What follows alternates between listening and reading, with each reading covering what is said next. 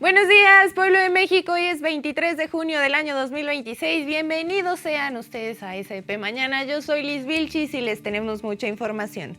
Todo apunta a un triunfo de la ultraderecha en Colombia con Abelardo del Espriella. Le cuento los detalles de un interesante estudio sobre el consumo de noticias por televisión e internet. Spoiler, nadie le cree a TV Azteca. La Suprema Corte de Justicia de la Nación abre el debate sobre la eutanasia. Además, se inicia el registro de aspirantes de Morena. Y en la FAQ del día, el ex embajador Ken Salazar se suma a la lista de escritores de ficción. Le cuento también que la selección mexicana está de moda, pues es la playera más vendida de Adidas. Y mis comentarios sobre la jornada mundialista de este lunes. No se vayan, comenzamos.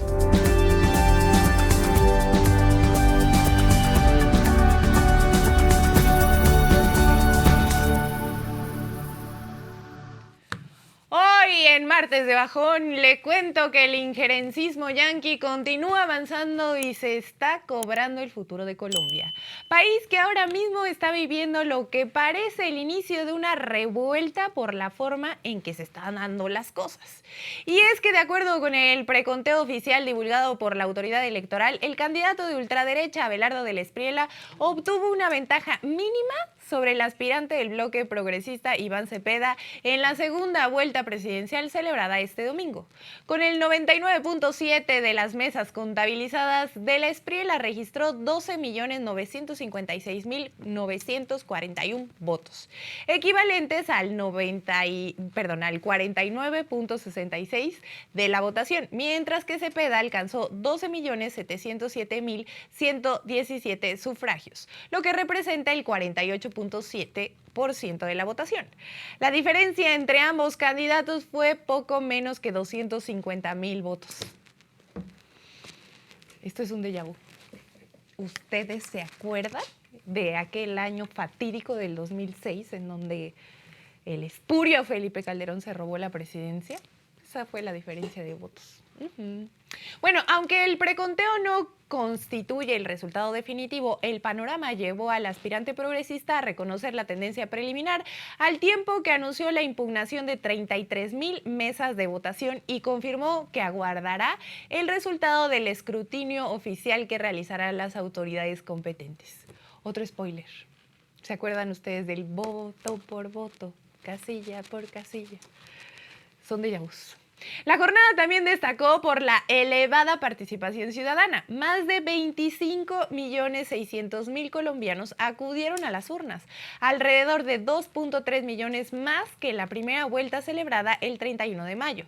La participación alcanzó el 64% del padrón electoral, una cifra significativa en un país donde históricamente la abstención ha superado la mitad del electorado.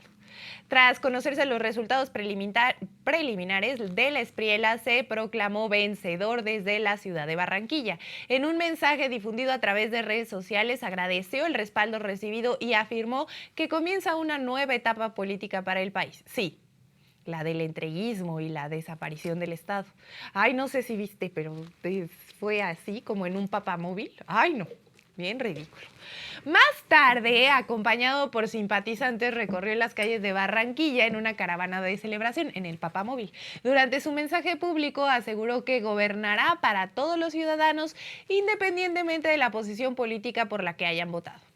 Del Espriella también informó que sostuvo una conversación telefónica con el presidente de Estados Unidos, Donald Trump, quien lo felicitó por el resultado preliminar y le expresó disposición para fortalecer la relación bilateral. Pues sí, fue quien le dio la bendición y la presidencia. Pero no fue gratis, ¿eh? Aguas ahí. Ahora el pueblo colombiano verá cómo sus bienes serán saqueados por los gringos. Por su parte, el secretario de Estado, Marco Rubio, emitió un mensaje en el que destacó la intención de trabajar con la próxima administración colombiana en temas relacionados con seguridad, migración y cooperación económica. Claro, estos tipos pueden ponerle 1 y 1000 eufemismos, pero aquello que llaman cooperación no es otra cosa que sometimiento. Mientras tanto, desde el bloque progresista, Cepeda llamó a sus seguidores a mantenerse movilizados y atentos al proceso de escrutinio. El dirigente aseguró que su movimiento defenderá los avances sociales impulsados durante los últimos años y reiteró que utilizará todos los mecanismos legales posibles para revisar los resultados. Durante un mensaje ante simpatizantes, afirmó que su organización no permitirá retrocesos en programas sociales, pensiones, educación pública y derechos laborales. Además, sostuvo que continuará participando activamente en la vida política del país y convocó a un diálogo nacional orientado a fortalecer la paz y la convivencia democrática. El presidente colombiano Gustavo Petro respaldó la decisión de impugnar miles de mesas electorales y pidió la participación de equipos jurídicos para revisar detalladamente las actas de votación. A través de sus redes sociales, Petro argumentó que la diferencia observada en el preconteo es reducida y recordó que en estos procesos anteriores los escrutinios han modificado resultados preliminares. Por ello, insistió en la necesidad de verificar cada uno de los registros cuestionados antes de dar por concluido el proceso electoral. La tensión política también se reflejó en las calles. Al cierre de la jornada se reportaron manifestaciones en la ciudad de Cali, donde grupos de inconformes protestaron por el resultado preliminar. Algunas movilizaciones derivaron en enfrentamientos con la policía y en actos de quema de banderas estadounidenses. Mientras avanza la revisión oficial de los votos, Colombia permanece a la espera de la confirmación definitiva de los resultados que definirán quién encabezará el país durante el periodo 2026-2030. Ya veremos. ¿Y qué le cuento? Hoy les voy a contar algo bien interesante respecto a la audiencia y consumo de noticias. Póngame atención, no se vaya. Y antes de llegar a aspectos particulares de México, le daré primero un panorama general de cómo ha cambiado el comportamiento del consumo en muy poquito tiempo. El año pasado, en 2026, está marcado un punto de inflexión en la forma en que millones de personas se informan. Por primera vez desde que se realiza el Digital News Report de Reuters, las redes sociales y las plataformas de video superaron a la televisión como la principal fuente de noticias a nivel mundial. Este estudio, elaborado a partir de encuestas en 48 mercados internacionales, revela que el 54% de las personas consultadas consulta sus noticias semanalmente a través de redes sociales y plataformas digitales. La cifra supera el 52% que todavía recurre a la tele y al 51% que visita directamente los sitios web de los medios de comunicación. La transformación no ocurrió de manera repentina. Desde 2020, el consumo de noticias en televisión ha disminuido 13 puntos porcentuales, mientras que los portales informativos tradicionales han perdido 12 puntos. En contraste, las plataformas sociales han mantenido niveles estables de audiencia y ahora ocupan el primer lugar debido al retroceso de los formatos convencionales. Facebook continúa siendo la red social con mayor alcance informativo, utilizada por el 43% de los encuestados para acceder a noticias. Le siguen YouTube con 34%, Instagram con 26% y TikTok con 20%. Esta última como la plataforma de crecimiento más acelerado. El reporte también identifica una nueva tendencia: el uso de herramientas de inteligencia artificial para mantenerse informado. Actualmente, 1 de cada 10 usuarios consulta noticias mediante chatbots de inteligencia artificial. Sumando redes sociales, plataformas de video y sistemas de inteligencia artificial, el consumo informativo mediante intermediarios digitales alcanza ya el 56%. Otro de los hallazgos más relevantes es la consolidación del video como formato dominante para la información. A nivel global, el 77% de las personas consume videos noticiosos cada semana. En 45 de los 48 países analizados, el consumo de noticias en video por Internet ya supera al de los noticieros tradicionales de televisión. Sin embargo, este crecimiento no necesariamente beneficia a los medios tradicionales. El informe señala que el consumo de video dentro de los propios sitios web periodísticos disminuyó durante el último año, mientras que el aumento de audiencia se concentra en plataformas externas como YouTube, TikTok, Instagram y Facebook. América Latina aparece como una de las regiones donde esta transformación es más que evidente. El consumo de noticias a través de redes sociales supera ampliamente los niveles observados en Europa y Norteamérica, impulsando un fenómeno conocido como la plataformización de la información. No obstante, el crecimiento de estas plataformas también ha venido acompañado de una reducción en el interés por las noticias. En la región, el grupo de usuarios considerados consumidores intensivos de información se redujo 9 puntos porcentuales desde el 2021. A la par, la preocupación por la desinformación continúa siendo uno de los principales desafíos. Países como Brasil, Colombia y otros registran altos niveles de inquietud por la circulación de contenidos falsos o engañosos. El informe también destaca la influencia cada vez mayor de creadores de contenido, influencers y comunicadores independientes, quienes en varios países latinoamericanos ya satisfacen gran parte de las necesidades informativas de la población. Y ahora sí, enfocándonos en México, el reporte dedica un apartado especial para analizar la evolución del ecosistema informativo nacional. El estudio describe un escenario marcado por la violencia contra periodistas, la pérdida de confianza en los medios tradicionales y los problemas financieros que enfrentan numerosas empresas de comunicación. Esto último, hay que decirlo, salvo excepciones, también tiene mucho que ver con las decisiones que esos mismos medios tomaron durante años. Muchos no tenían problemas financieros porque se sostenían con enormes cantidades de publicidad oficial. Algunos incluso arrastraron durante décadas prácticas fiscales bastante cuestionables. ¿Cómo no iban a parecer estables y además de mantenidos tampoco pagaban impuestos? Sí, te estamos hablando a ti, Ricardo Salinas Pliego. Por otro lado, aunque las televisoras siguen concentrando buena parte de la audiencia en radio y televisión, tampoco tienen la fuerza que presumen, ¿eh? De hecho, el mismo reporte de Reuters muestra un dato particularmente revelador. Entre las marcas informativas que generan menor confianza entre la población mexicana aparecen TV Azteca, Latinus, también figura N+, besotes, dentro de los medios con mayores problemas de credibilidad. Y seamos sinceros, solicitos. Tampoco es una sorpresa. Basta con observar buena parte de los contenidos para entender por qué una parte creciente de la audiencia percibe que muchas veces se privilegia el espectáculo político, la exageración o las narrativas partidistas por encima de la información rigurosa. Pero hay más.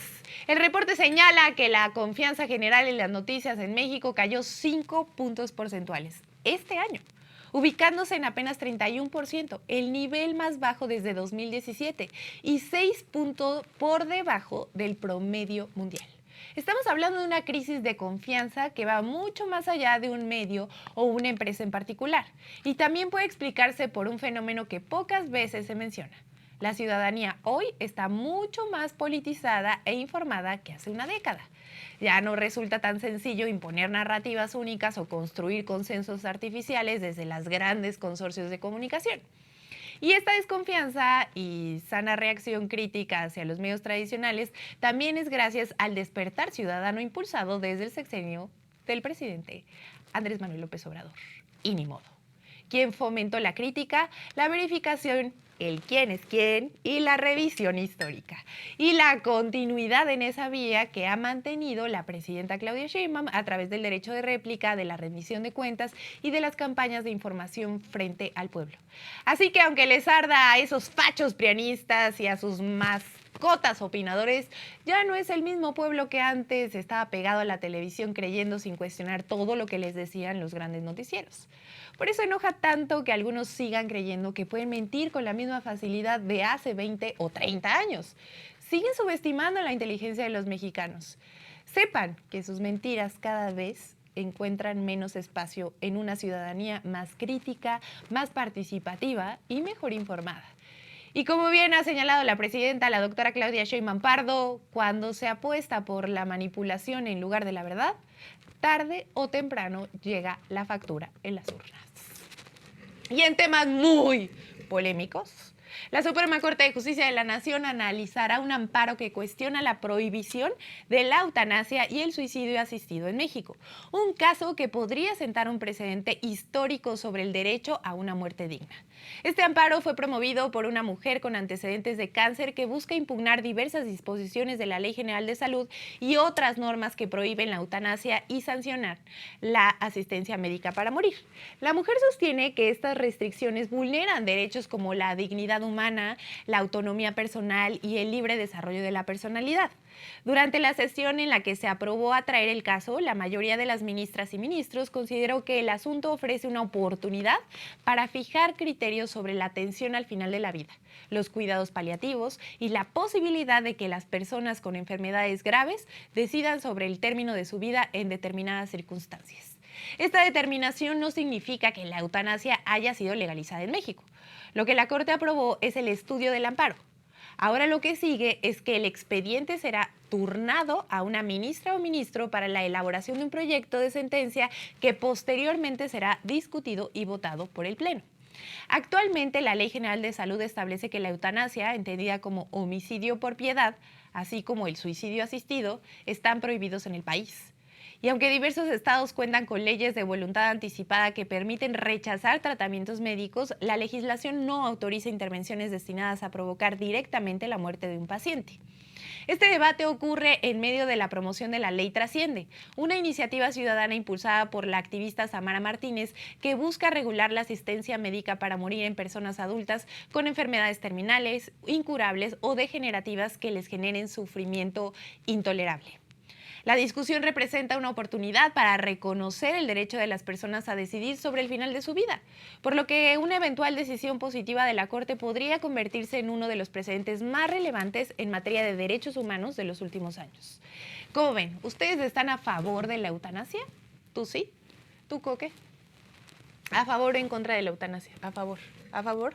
A favor, dice sí. ¿Tú, Sol? Dice que sí. En fin, aquí tenemos puro progre. Ay, ¿qué le cuento? Aquí viene más chismecito, Más chismecito. En Noticias Morenistas les cuento que desde la dirigencia nacional encabezada por la señorona Ariadna Montiel comienzan a enviarse señales importantes de mano dura ante posibles casos de corrupción y de máxima transparencia rumbo al proceso de las elecciones del 2027. Les llegó su hora. La Comisión Nacional de Honestidad y Justicia de Morena informó la suspensión cautelar de los derechos partidistas de la alcaldesa Nancy Nápoles, de Tenancingo, Estado de México, esto en el marco de una investigación de la Fiscalía Mexiquense por un supuesto autosecuestro del edil como parte de un esquema de desvío de 40 millones de pesos de recursos del municipio. No era muy lista, O sea, si me lo preguntan, yo he escuchado ya varios testimonios, tanto de ella como la historia, digamos, las filtraciones y todo. No era una chica muy lista. Y sí se autosecuestró. Y qué bueno que le quitaron los derechos políticos de Morena por tranza. También se ordenó su separación del cargo de presidenta del Consejo Estatal de Morena en el Estado de México mientras se desarrolla el procedimiento interno correspondiente. En un comunicado, la comisión señaló que existen elementos suficientes para iniciar un procedimiento sancionador de oficio por posibles infracciones a los documentos básicos y principios del partido Guinda. La dirigencia nacional se mantuvo firme en que no tolerará acciones que se vulneren los compromisos éticos de no mentir, no robar y nunca traicionar al pueblo de México. Al mismo tiempo, Morena dejó en claro que el proceso se llevará con apego al debido proceso, respetando la presunción de inocencia y los derechos de las personas involucradas. Y mientras se atiende este caso, el partido también puso en marcha el inicio de los de los registros de aspirantes a las 17 gubernaturas en juego para las elecciones del 2027. Bajo el lema Unidos por la Transformación, Morena, junto a sus aliados del Partido del Trabajo y el Partido Verde, arrancó con el proceso de registro de aspirantes a las coordinaciones estatales de defensa de la Cuarta Transformación. Desde el World Trade Center de la Ciudad de México, Ariadna Montiel afirmó que se trata de un proceso ordenado, transparente, cuyo objetivo principal es fortalecer la unidad y la organización territorial del movimiento. La dirigente nacional destacó que quienes aspiren a estas responsabilidades deberán asumir un compromiso directo con el trabajo de base y con la defensa del proyecto de transformación en cada estado. Por su parte, Citlali Hernández explicó que los aspirantes deberán firmar cartas en las que aceptan las reglas del proceso, el criterio de paridad y la verificación de que no se encuentran en procesos judiciales ni son deudores alimentarios. Además, todos los participantes deberán aceptar por escrito que el método de selección será mediante encuestas y que respetarán los resultados finales. Así que nadie se dé por sorprendido, ¿eh?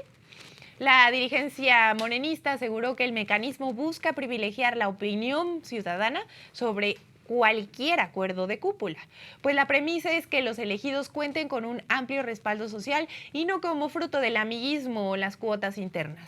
El registro permanecerá abierto hasta el próximo 27 de junio y representa el primer paso para definir quienes eventualmente podrían convertirse en candidatos y candidatas a las gobernaturas que estarán en disputa en las elecciones del 2027. Además, la presidenta nacional de Morena, Ariadna Montiel, afirmó que es fundamental que los coordinadores asuman un papel muy activo en el trabajo de territorio y en el combate de las campañas internacionales de desinformación. Escuchemos a Ariadna Montiel. El objetivo que estamos planteando y que nos hemos dado entre todos y hemos construido con los partidos aliados es el fortalecimiento del trabajo territorial en todo el país, porque es notorio que hay una campaña de la ultraderecha nacional e internacional contra los proyectos progresistas del mundo. Y especialmente en México hemos mantenido pues nosotros la defensa permanente del proyecto de nación que representamos, y por ello es importante, más que nunca en este momento, que se fortalezca ese trabajo territorial, que va en dos grandes sentidos. Primero, estar cerca de la ciudadanía para estar informando sobre todo lo que representamos y combatiendo la desinformación y la guerra mediática de la que es sujeto hoy nuestro movimiento. Por su parte, Citlali Hernández destacó que el proceso apenas arranca y que de una vez que se reciban todos los registros, la Comisión Nacional de Elecciones revisará caso por caso para acreditar que cumplan con los requisitos de la convocatoria, entre ellos el tema de estar libres de procesos penales y no ser deudor alimentario, así que mucho ojo a esos barbajanis. También celebró que las dinámicas de Morena sean tan democráticas y tan transparentes que incluso partidos como el PRI y el PAN les hayan copiado la fórmula con la elección anticipada de sus posibles candidatos oficiales. Vamos con las palabras otra vez de Citlali Hernández. Para nosotros esta semana es una semana de alegría, una semana de celebrar que en Morena, en el PT y en el Verde hay muchas y muchos aspirantes, que es un orgullo que nuestros procesos sean los más democráticos, tanto que el PRI y el PAN incluso han copiado este proceso interno que Morena viene haciendo desde su inicio. Entonces, pues enhorabuena, desearle mucho éxito a todas y todos los aspirantes, al pueblo de México decirles que este es un movimiento que pone las decisiones en sus manos y que este proceso interno será también para que el pueblo de México observe cómo quienes desean representar las coordinaciones estatales para los trabajos organizativos de nuestro movimiento, pues se presentan de cara a ellos, que es lo más importante, al pueblo y a la gente. Muchas gracias. Le traigo la fake del día.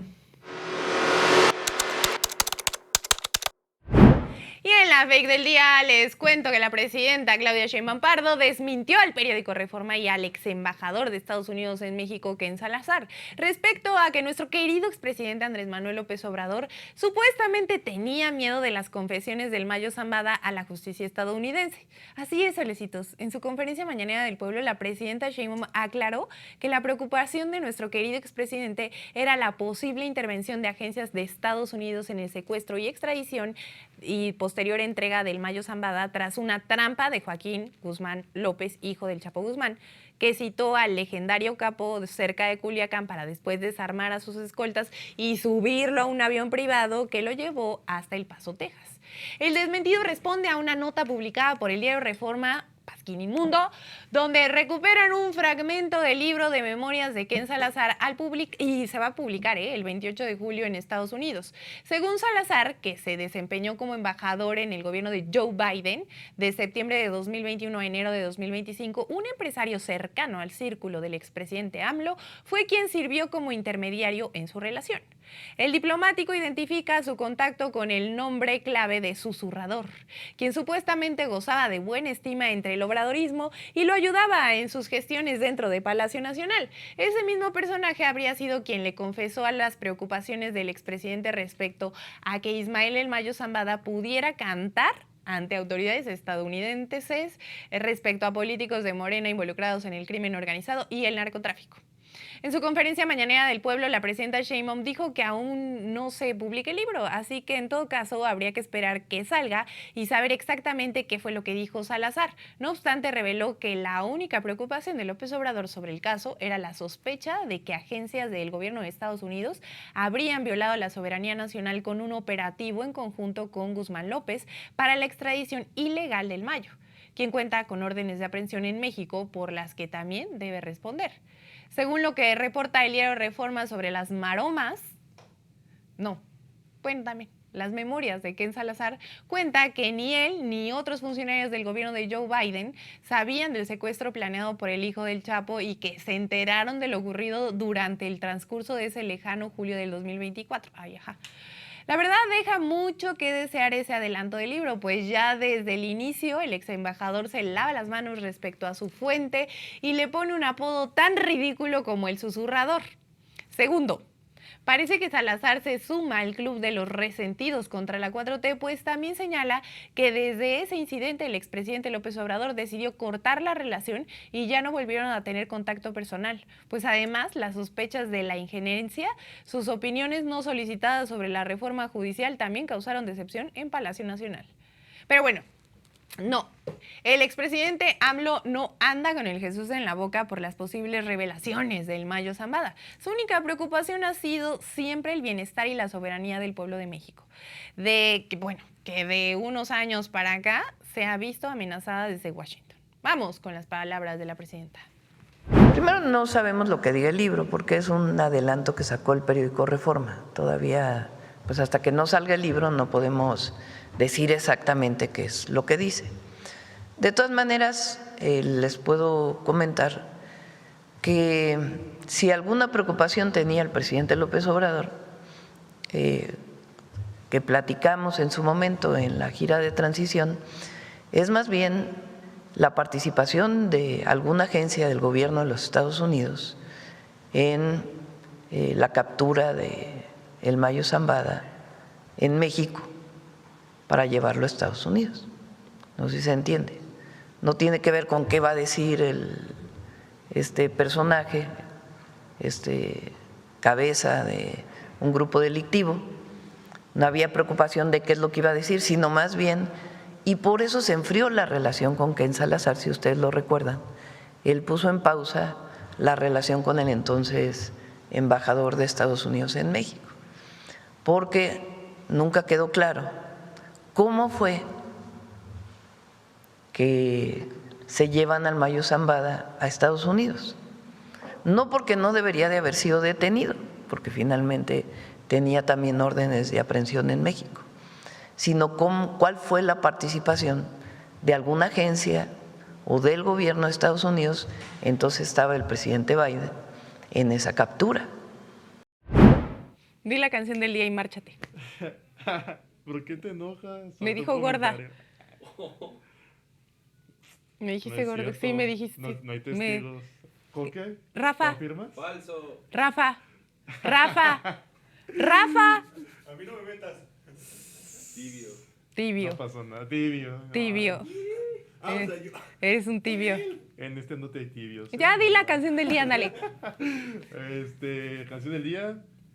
Money Trees de Kendrick Lamar. Money Trees de Kendrick Lamar. Ser despreciable. Pónganmela, por favor.